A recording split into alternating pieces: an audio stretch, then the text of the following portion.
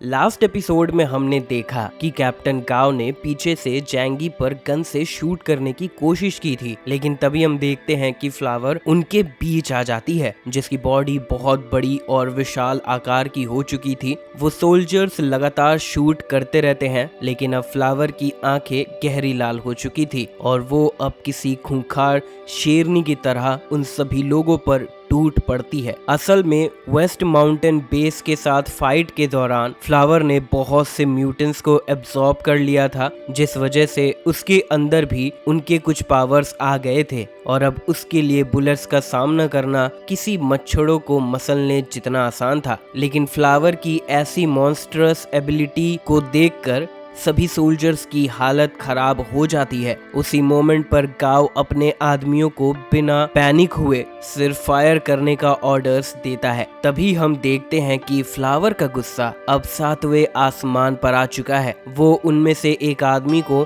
अपने तेज दांतों से पकड़ लेती है, जिसे देखकर बाकी लोगों की हिम्मत जवाब दे देती है और वो लोग इधर उधर भागना शुरू करते हैं। यहीं पर जैंगी भी नोटिस करता है कि सभी सोल्जर्स किसी इंजेक्शन का यूज कर रहे हैं, जिसके इस्तेमाल से उन सब की बॉडी में एक एबनॉर्मल डेवलपमेंट होता है। उन सभी की ताकत पहले से कई गुना बढ़ जाती है और वो एक साथ मिलकर फ्लावर पर हमला बोल देते हैं। जैंगी एक सेफ डिस्टेंस से ये सब देख रहा था, जहां लू कैरन ने डर के मारे उसे जोर से पकड़ रखा था। जैंगी उसे समझाता है, मेरे होते हुए तुम्हें कोई हाथ भी नहीं लगा सकता है। लेकिन तभी एक गन फायर की आवाज आती है जो जैंगी के पीछे से आ रही होती है। जैंगी बुलेट को नोटिस करता है जो बिल्कुल उसके करीब पहुंच चुकी थी, लेकिन जैंगी उससे डरता नहीं है और अपने डायमेंशनल गेट का यूज करके बुलेट को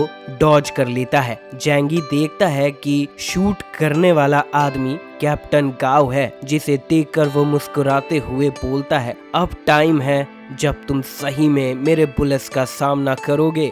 जैंगी लू कैरन को कान बंद करने बोलता है और अपने दोनों गन से बूम बूम शूट करता है। जैंगी के एक्शन को समझकर गाओ अपने सभी आदमियों को भागने का ऑर्डर देता है, लेकिन ये जैंगी के बुलेट हैं जो दुश्मन का पीछा तब तक करती है जब तक उसे हिट ना कर दे। एक एक करके गांव के सभी आदमी को बुलेट लगने लगते हैं और जैंगी का ये कारनामा देखकर गांव की हालत पंचर होने लगती है और उसे भी एक बुलेट शूट हो जाती है। फ्लावर भी अपनी तरफ से सभी सोल्जर्स को निपटा देती है, जिसके बाद जैंगी गांव की बॉडी को देखकर बोलता है, हम तो सिर्फ यहाँ बात करने आए थे ताकि कुछ मटेरियल्स ले सके, लेकिन तुम्हारे लड़ाई की बीमारी की वजह से तुम सबको मरना पड़ा। खैर अब क्या फायदा, मुर्दे कौन सा मेरी बात सुन लेंगे। लू कैरन जैंगी की तरफ भागते हुए आती है और जैंगी की तारीफ करने लगती है कि कैसे वो अकेला ही एक आर्मी पर भारी पड़ता है।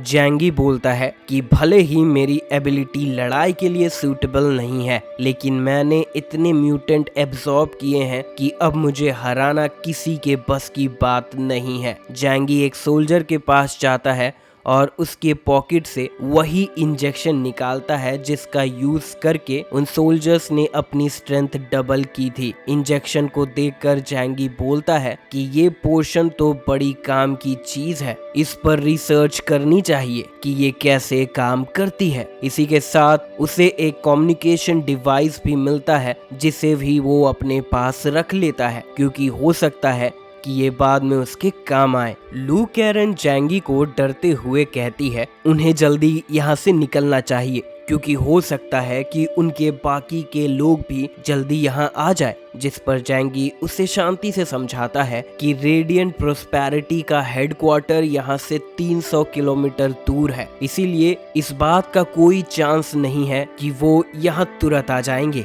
और रही बात खाली हाथ जाने की, तो वो ऐसा कभी नहीं कर सकता। इसके बाद जैंगी उन सभी सोल्जर्स की बॉडी को अपने डायमेंशनल पोर्टल में एब्जॉर्ब कर लेता है और लू कैरन और फ्लावर के साथ फैक्ट्री की तरफ जाने लगता है। फैक्ट्री का गेट ओपन करने के लिए वो फ्लावर को लालच देता है कि अगर वो गेट ओपन करती है तो जैंगी उसे मछली देगा, जिसे सुनकर फ्लावर बड़ी खुशी में अपने मॉन्स्टर फॉर्म में आती है और गेट पर एक जोरदार हमले से अटैक करके उसमें होल बना देती है। जैंगी लू कैरन के साथ एक रस्सी के सहारे अंदर जाता है और लू कैरन जिन जिन चीजों को इम्पोर्टेंट बताती है उन्हें अपने डायमेंशन में रख लेता है। वहाँ इतनी सप्लाई होती है कि जैंगी का मन तो करता है कि वो सब लेके चला जाए, लेकिन फिर वो अपनी भावनाओं पर कंट्रोल करता है और सारे इम्पोर्टेंट मटेरियल को लेकर वहाँ से चला जाता है। कार में बैठे हुए जैंगी को लगता है कि जब चीजें यहाँ तक पहुँच ही चुकी है तो क्यों ना वो सू फैमिली के खिलाफ अपना गुस्सा और बदले के बारे में कुछ सोच ले, लेकिन वो इस बारे में लू कैरन से कुछ भी शेयर नहीं करता है। साथ ही लू कैरन को ये भी समझाता है कि आज जो भी हुआ वो सिर्फ उन दोनों के बीच रहे और लू कैरन गलती से इस बारे में किसी को भी ना बताए। फिर लू कैरन पूछती है लेकिन हमें उन सभी को बता देना चाहिए ताकि वो मेंटली प्रिपेयर रह सके। जैंगी उसे सब डिटेल्स में नहीं समझा सकता, लेकिन सिर्फ इतना बता देता है कि वो नहीं चाहता सभी इस मुश्किल टाइम पर ये फालतू का टेंशन ले और अपना ध्यान डिफेंस प्रिपरेशन से हटाएं। जैंगी की ये बात सुनकर लू कैरन को भी वो सही लगता है। वो बोलती है कि अगर आपने कुछ सोचा है तो वो ठीक ही होगा, इसीलिए अब उस बारे में किसी से कुछ भी नहीं कहूंगी। जैंगी उसके सर को सहलाते हुए शाबाशी देता है और दोनों वापस बेस पर लौट जाते हैं। जैंगी के वापस आते ही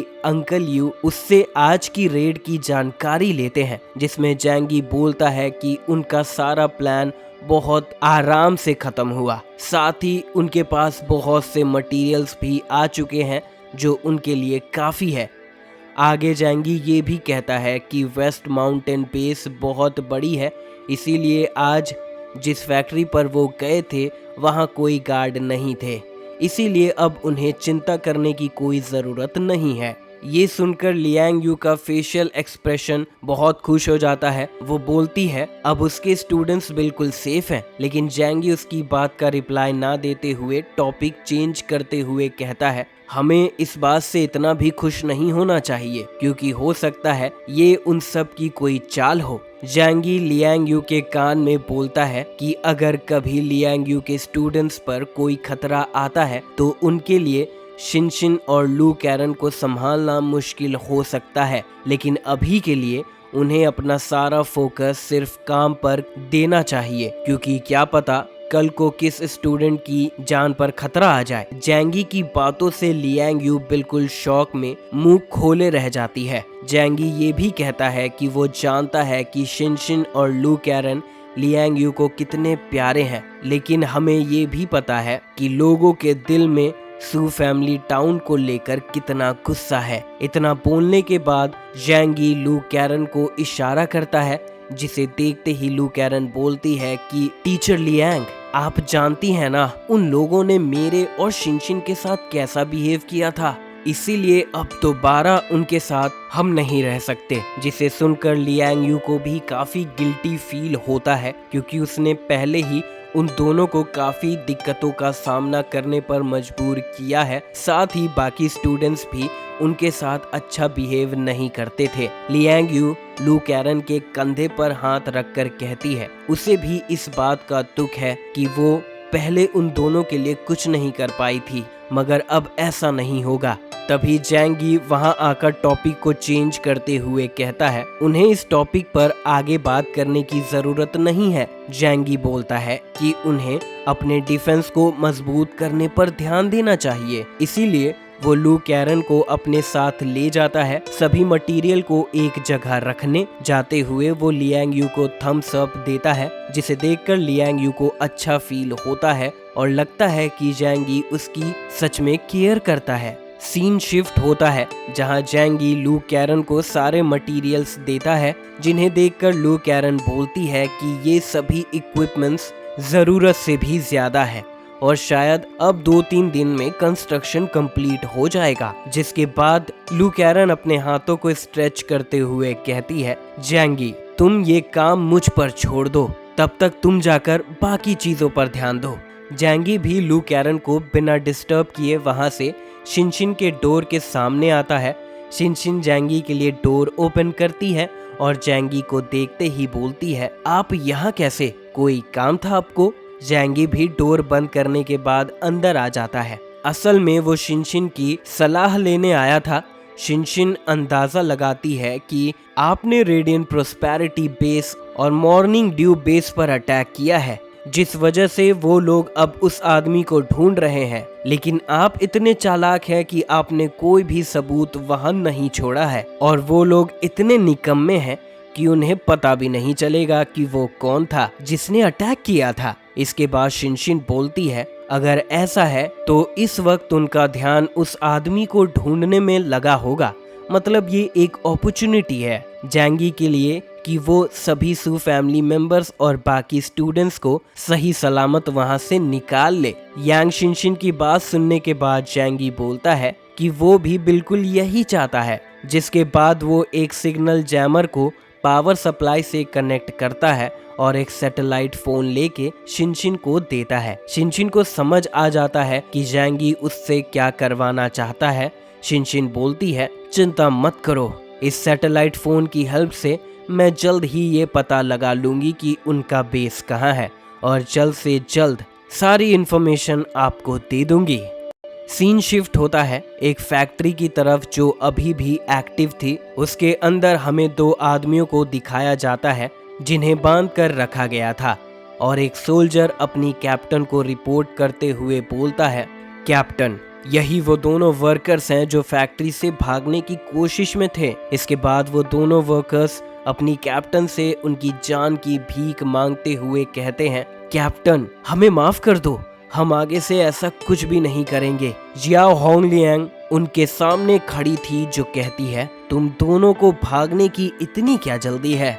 यहाँ हम तुम्हें रहने के लिए घर देते हैं, खाने के लिए खाना भी, फिर भी तुम्हें बाहर जाना है जहाँ पता नहीं तुम दोनों कब तक जिंदा रह पाओगे। वो दोनों वर्कर्स अभी भी अपनी जान के लिए गिड़गिड़ा रहे होते हैं। जियाओ होंगलियांग बोलती है कि पक्का कोई और वजह है ना तुम दोनों के ऐसा करने की, और शायद वो ये है कि तुम दोनों वर्कशॉप सेक्स फैक्ट्री में काम नहीं करना चाहते हो। ये सुनते ही दोनों वर्कर्स बिल्कुल सुन्न रह जाते हैं, जिसके बाद जियाओ होंगलियांग अपनी नजरें जू क्विंटिन की तरफ करते हुए बोलती है, तुमने बताया था कि टेक डिपार्टमेंट कुछ दिनों से खतरनाक वेपन पर काम कर रहा है, तो क्या वो तैयार है? जू क्विंटिन अपने ग्लासेस को ठीक करते हुए बोलता है कि हाँ, पिछले कुछ दिनों से टेक डिपार्टमेंट एक रिमोट कंट्रोल एक्सप्लोसिव कॉलर के ऊपर काम कर रहा है, जो कि टेस्ट करने के लिए बिल्कुल तैयार है। उसके इतना कहते ही सोल्जर्स उन दोनों वर्कर्स के गले पर उस कॉलर को लगा देते हैं, और वो दोनों वर्कर्स अब बुरी तरह से चीखने चिल्लाने लगते हैं। जू क्विंटिन से रिमोट लेते हुए जियाओ होंगलियांग पूछती है, इस बॉम्ब की रेंज कितनी है? जिस पर जू क्विंटिन बोलता है, लगभग 5 किलोमीटर। ये सुनने के बाद जियाओ होंगलियांग उन वर्कर्स को बोलती है, चलो एक गेम खेलते हैं, तुम दोनों को अब मैं फ्री कर दूंगी, जिसके बाद तुम्हें भागना शुरू करना होगा, और अगर 10 मिनट के अंदर तुम इस रिमोट कंट्रोल की रेंज से बाहर आ पाए तो मैं तुम्हारी जान बख्श दूंगी, वरना एक्सप्लोजिव से तुम्हारी जान ले लूंगी। वो गेम शुरू करते हैं और 10 मिनट के बाद जियाओ होंगलियांग बटन प्रेस करती है, जिसके बाद जू क्विंटिन अपने आदमियों से दोनों वर्कर्स पर रिपोर्ट मांगता है, जिस पर सामने से जवाब आता है कि दोनों आदमी अब भी रेंज में ही है, जिसमें से एक की तो जान जा चुकी है लेकिन दूसरे को अब भी कुछ नहीं हुआ है। ये सुनकर जू क्विंटिन जियाओ होंगलियांग से कहता है कि अगर आप ऑर्डर्स दे तो मैं उस एक आदमी को अपनी हाथों से खत्म कर दूं, लेकिन जियाओ होंगलियांग बोलती है कि मैं अपनी जुबान की पक्की हूँ, इसीलिए उस आदमी को जाने दो। और रही बात इस बॉम्ब की, तो इसका रेंज कम से कम इतना बढ़ाओ कि ये 20 किलोमीटर तक यूज हो सके। और रही बात इस डिवाइस के काम ना करने की, तो टेक टीम को 3 दिन के लिए एक अंधेरे कमरे में बंद कर दो, जिन्होंने ये फालतू सा डिवाइस बनाया है। जियाओ होंगलियांग के ऑर्डर्स लेने के बाद जू क्विंटिन बताता है कि इस डिवाइस को बनाने में अगर देखा जाए तो पूरी तरह से टेक टीम की भी गलती नहीं है, क्योंकि हमारी टेक को हमने कुछ लोकल यूनिवर्सिटी और छोटे मोटे लैब से हायर किया है, अनलेस मिलिट्री की तरह जिनके पास कुछ बेस्ट इंजीनियर्स और टेक सपोर्टर्स हैं। उसकी बात सुनकर जियाओ होंगलियान रुकती है और कहती है, इन सभी वर्कर्स से काम करवाने के लिए मुझे खुद भी काफी मेहनत करनी पड़ती है, और ये सब उस स्नो वर्शिप सेक्ट वाले लड़की की वजह से हो रहा है, जिसने ये अफवाह फैला दी है कि वो किसी भी तरह के बीमारी को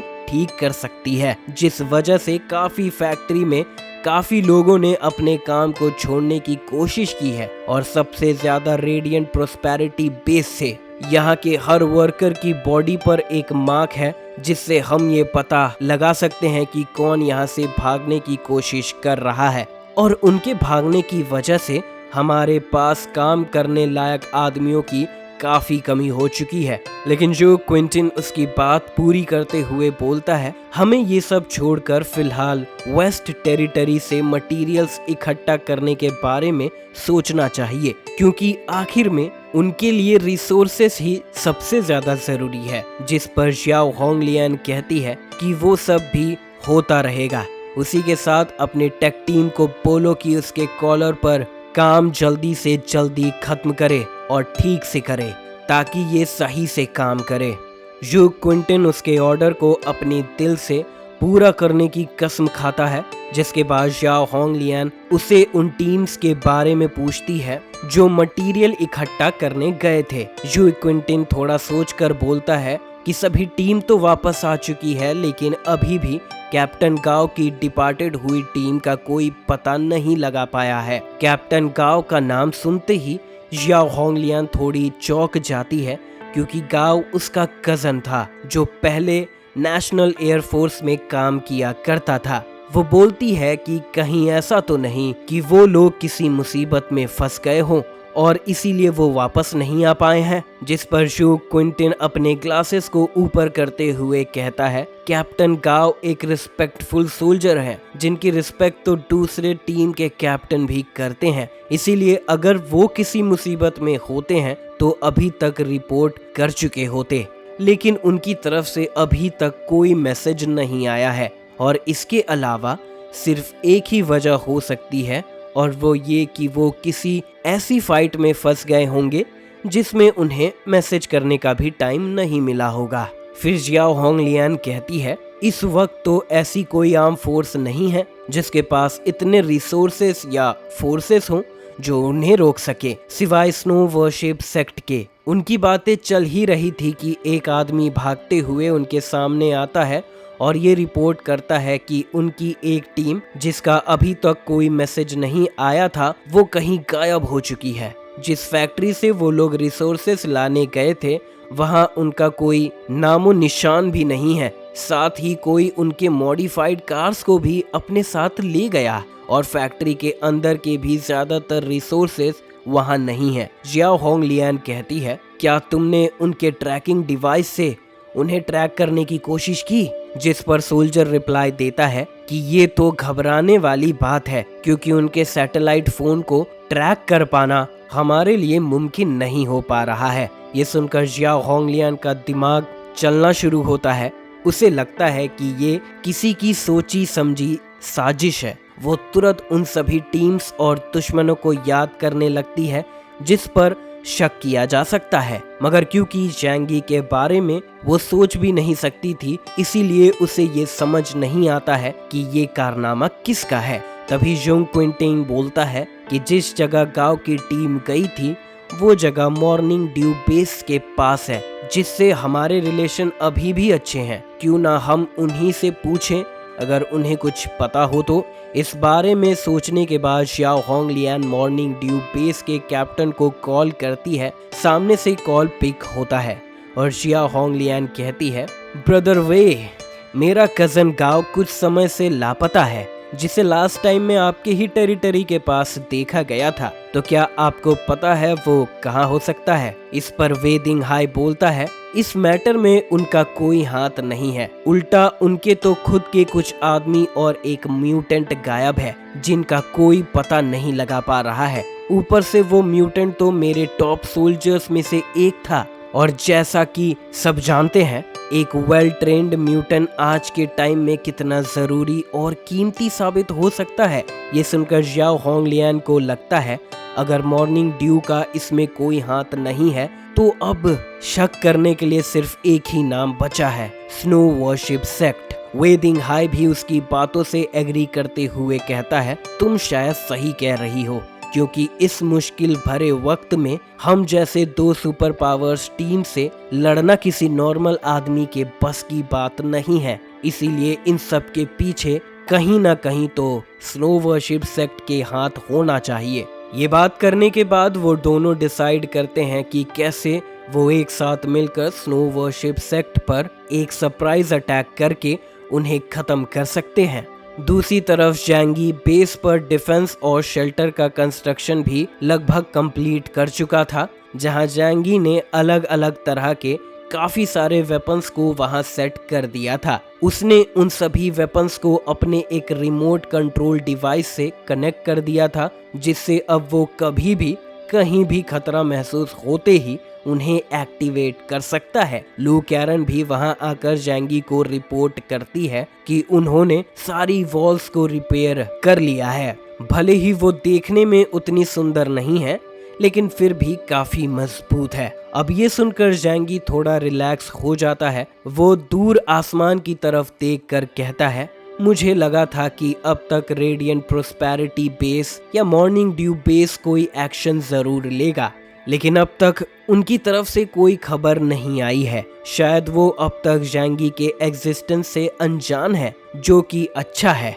इसी कारण से अब उन्हें लग रहा होगा कि उनके आदमियों के गायब होने के पीछे स्नो वर्शिप सेक्ट है, और अगर मेरा अंदाजा ठीक है तो अभी वो उस पर अटैक करने की प्लानिंग कर रहे होंगे। अब बस मुझे बैठकर देखना है कि आगे क्या होता है, और सही मौका देखकर मैं अपनी चाल चलूंगा। तो दोस्तों इसी के साथ ये पार्ट यहाँ पर खत्म होता है। अगले पार्ट के लिए वीडियो को जितना हो सके लाइक करें, शेयर करें। मिलते हैं नेक्स्ट वीडियो में, तब तक के लिए बाय।